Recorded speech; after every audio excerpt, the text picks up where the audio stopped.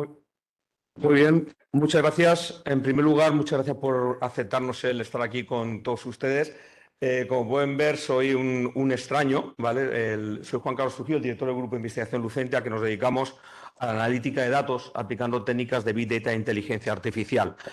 Voy a resumir el trabajo que se llevó a cabo con el modelo Machine Learning de pacientes de la primera ola del COVID.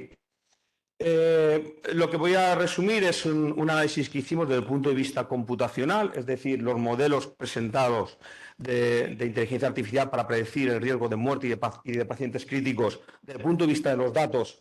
Eran modelos creados a partir de una muestra de datos muy pequeña, con lo cual las conclusiones desde el punto de vista computacional no eran de la calidad esperable. Los pocos datos nos llevaron a tener sesgos en los datos, es decir, con una población muy reducida es muy fácil hallar correlaciones escondidas que meten ruido en el análisis. Las variables utilizadas no eran estandarizadas, con lo cual su aplicación directa en sistemas de hospitales presentaba una dificultad añadida y adolecían de métricas concretas para permitir una evaluación profunda de la calidad. El modelo que presentamos está basado en un estudio de más de 5.000 pacientes, sobre todo en la época más dura de la pandemia, desde el inicio de febrero del 2000, con lo cual los datos, desde el punto de vista del procesamiento de datos, era muy difícil porque la anotación de los datos no era homogénea.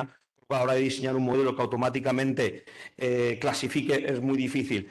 Utilizamos como habilidades estandarizadas del sistema internacional ICD-9 y permitía ayudar a los facultativos, que es nuestro papel. Nosotros nunca ni diagnosticamos ni vamos a suplir el expertise de un facultativo, simplemente aportamos datos para corroborar la intuición y el diagnóstico.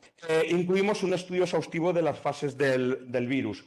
Dos aspectos que valoraban positivamente en la publicación de Scientific Reports del modelo era uno, utilizamos las variables de índice de comorbilidad de Charlson, edad, sexo y todas las comorbilidades que pudimos encontrar en los datos. De tal forma que uno de los aspectos positivos del modelo es que reclasificaba un paciente, es decir, hubo que hacer un procesamiento de datos de pruebas de PCR, de antígenos, de forma automática con la dificultad de los datos con los que nos encontramos. Y el modelo, desde que detectábamos la exposición al virus de un paciente, trabajaba con las enfermedades crónicas que ya padecía el paciente y aquellas que iba generando en el transcurso de la infección. De tal forma que si un paciente se encontraba 30 días en la UCI, era capaz de reclasificar de forma automática el riesgo de superar o no la enfermedad. Si desarrollaba una enfermedad, lo volvía a clasificar dando datos sobre si iba aumentando el riesgo de superar o no la enfermedad.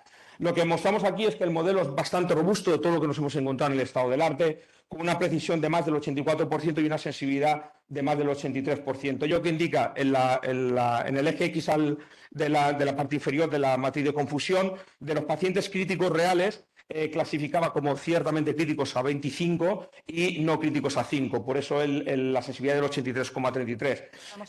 El segundo aspecto que valoran positivamente del modelo fue la optimización, de tal forma que preferíamos que un paciente crítico con ese alto porcentaje lo detectara como crítico y que un paciente no crítico, como se puede ver en el número 33, lo clasificara como crítico, con el problema de suponer más gasto, pero evitábamos de esa forma que un paciente crítico no fuera considerado como tal.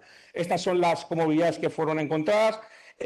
Algunas son muy comunes para todos ustedes, pero por ejemplo en el último estudio encontramos algo muy significativo. Terminando. Vale, y es que, por ejemplo, el reflujo esofágico supone una variable que hace que el paciente supere la enfermedad. Buceamos en los datos, no encontramos ningún sesgo, es decir, no había una correlación entre la juventud del paciente y esta patología encontrada, de tal forma que los facultativos con estos datos están explorando a ver por qué sucede ese hecho. Nosotros nunca aportamos conclusiones, sino que lo que aportamos son datos.